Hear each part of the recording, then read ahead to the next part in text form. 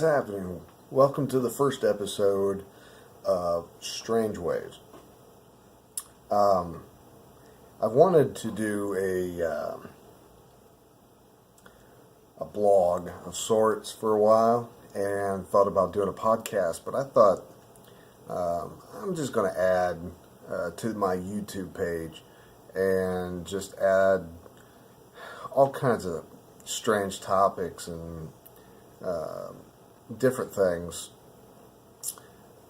instead of trying to do two different things at the same time. So, welcome to the first one. I mean, how cool is this? I'm traveling right now, so I'm in a hotel room. I thought, this is the perfect time to just, launch this thing. And you're probably asking yourself, well, what is it? How's this going to be any different than anybody else's? I don't know. We're going to see where this takes us. I'm definitely one of those people that thrive on strange things, hence the name. So we're going to, dive into some weird topics. And you, the viewer, is going to get to be part of that, making suggestions on things you'd like to find out, or your comments and things like that. It's not always going to be strange stuff. Sometimes it's going to be a little bit of current events. I don't want to get too preachy, and I don't want to get too political. So, you get all that stuff, Facebook, the news, and I think those kind of things can divide us at times. And all this negativity, I don't want to add to that. So, first episode. What is the topic? The topic is nightmare, or should I say, some people call it sleep paralysis. So back to the first word, nightmare. What is a nightmare? We think, I had a bad night last night, I had a really bad dream, I had a nightmare. But what does nightmare mean? So let's break it apart. Night, that's understandable what that means. But mare, what is mare? It actually breaks down to a word meaning like goblin or incubus. Okay. I don't think nightmare means now what it used to mean. If you look back into the history of it, it's some really dark stuff. And science has decided to give it a name, and it's sleep paralysis. Let's just describe what sleep paralysis is. Basically, while you're sleeping, you are paralyzed. You are unable to move. Sometimes you can't even speak. And that could be the bulk of it right there. Some people experience almost like alien abduction type stuff. Others compare it to like seeing, they say they see like shadows that either surround them in their room and just freak them out, or even come in contact with them. Some people say that by the time they wake up in the morning, they're exhausted, like they've been fighting all night, or just like they're drained. Okay? Pretty much every culture has had a form of sleep paralysis. Some people link it to ghosts, parasites, alien visitations, demons, demon possession, alien abduction. Here's one that people have probably heard, the night hag. shadow people, psychic vampire attacks, and jinn attacks. Now, some of these I am aware of and know some history on. Some of them I don't. Of course, ghosts, alien visits. That's a whole nother story, or a whole nother day on alien abduction and what I think that is. The night hag.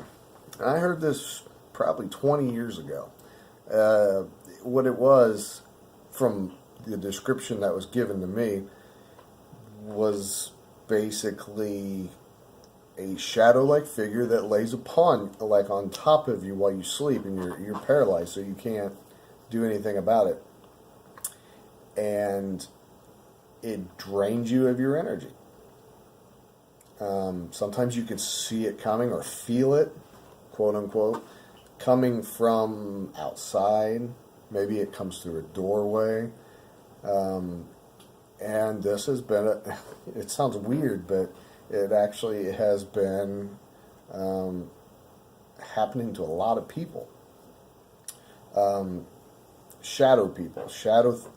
It's like basically all you see is a shadow coming through your doorway, through a window, out of a closet, and the same thing. They either can make contact in some way, or just be in the same room with you. Psychic vampires. What is it? You know, some people probably have never heard that term. That's an old term. Vampires suck blood, you know, theoretically.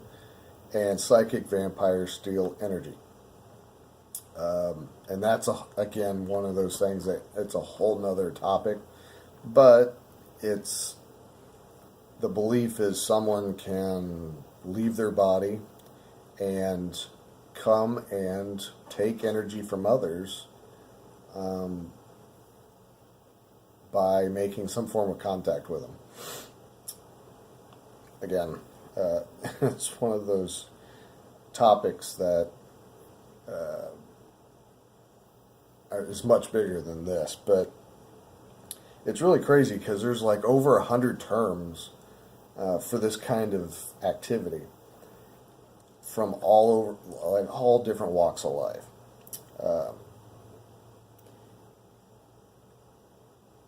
And it's always similar.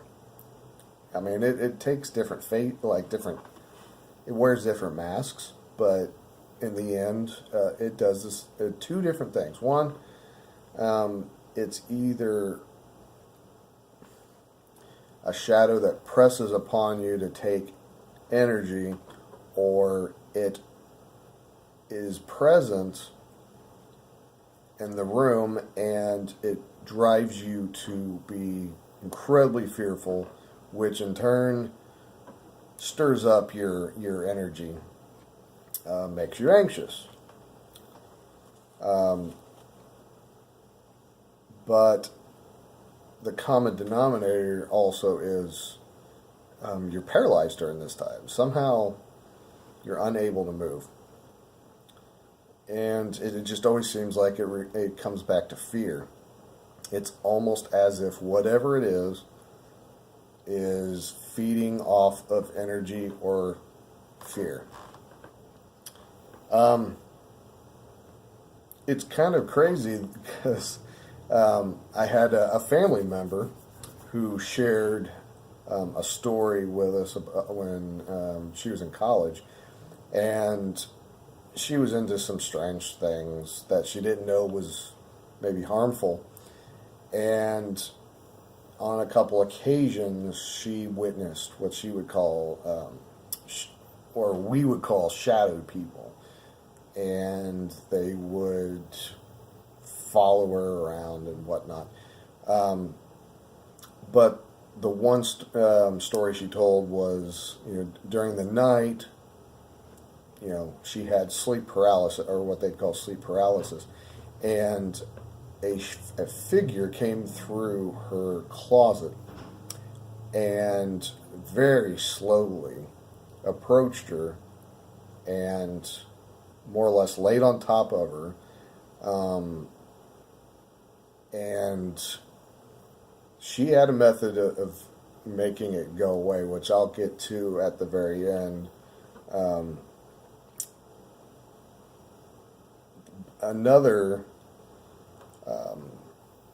actually, when I was a kid, now you could probably chalk this up to overactive imagination.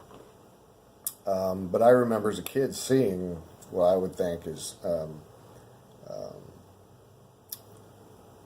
shadow people or shadow shapes of people, and they would peer around the open door and watch me as I was in my room at night when everybody was asleep and all the lights were out. And because of that, I hated having the door open. You chalk that up to being, a kid and overactive imagination. I can accept that. But I had another experience. I was spending a night at a friend's house, and I was upstairs sleeping, and a bunch of them were still downstairs. It was like tail end of a party, and I was just wiped out.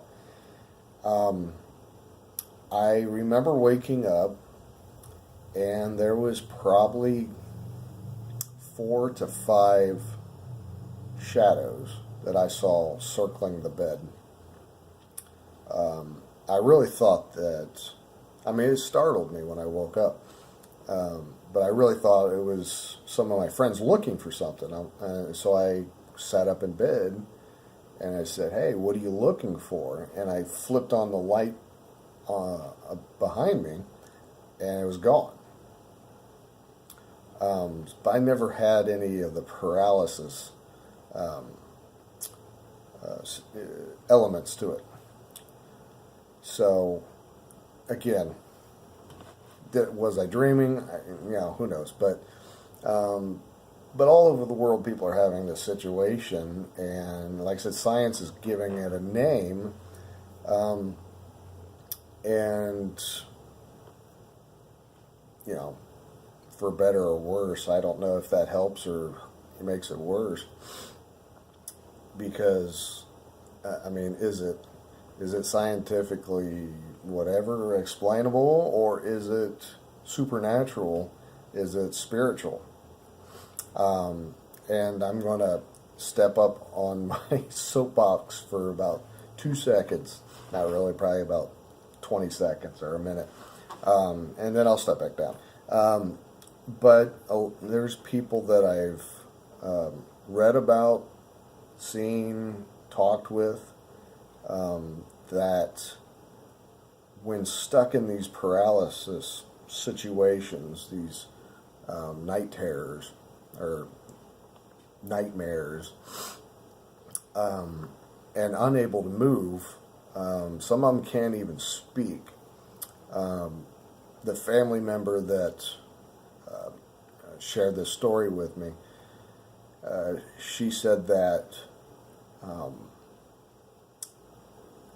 she was actually going to a Christian college, and she couldn't physically say it, but in her mind she called out the name of Jesus for help, and whatever was messing with her went away. And I've heard that said more than once. Even people that don't believe, they just for some reason remember somebody telling them, if you ever have an issue, try that. And I've heard time and time again that actually stops it, and sometimes they never have an issue with it again. So take that with a grain of salt, and it makes you wonder, is it spiritual slash supernatural? Is it really, something psychological? Is it, I don't know, but I don't think it can be denied that a religious element can be brought into it that could either stop it permanently or at least in that moment. So that's something to keep in mind and ponder and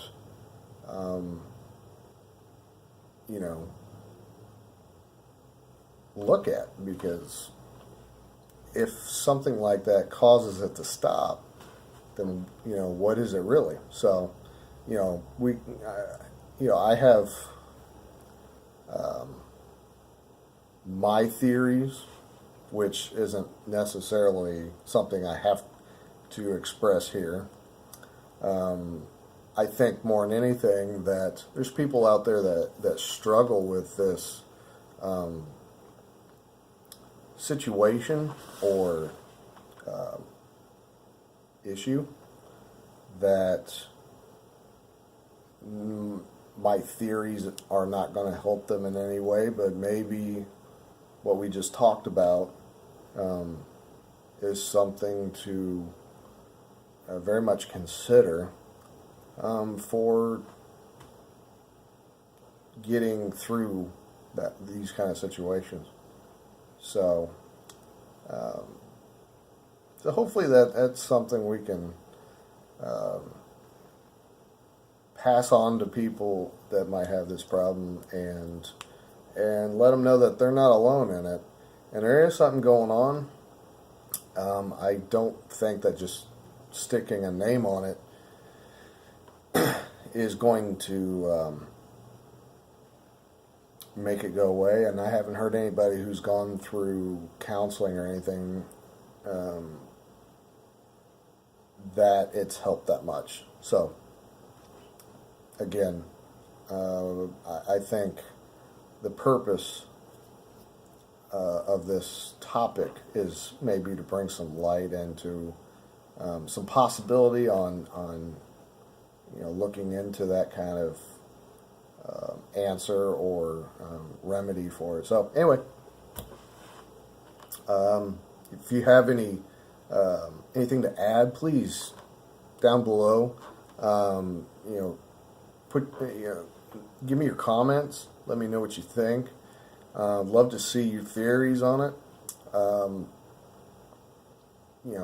Like I said, we're all on this journey together, and if we can help each other out, even through weird, things like this, then awesome. So anyway, thanks for checking out the first one, and we're just going to keep coming up with things to talk about and weird things to discover and discuss, and if you have any suggestions on things that you'd like to see or talk about, hit me up with some comments, and we'll just I'll do some research and see what and maybe it's something that I don't even think about talking about that I'm already into. So check out the links at the end. I got a store with some stuff you might be interested in. I do a lot of urban exploration. I got a few videos out, and I plan on putting some more out. I got a Facebook page, and I do black and white photography on Facebook. Come by, check it out, So yeah, as always, stay strange, but don't be a stranger. Peace.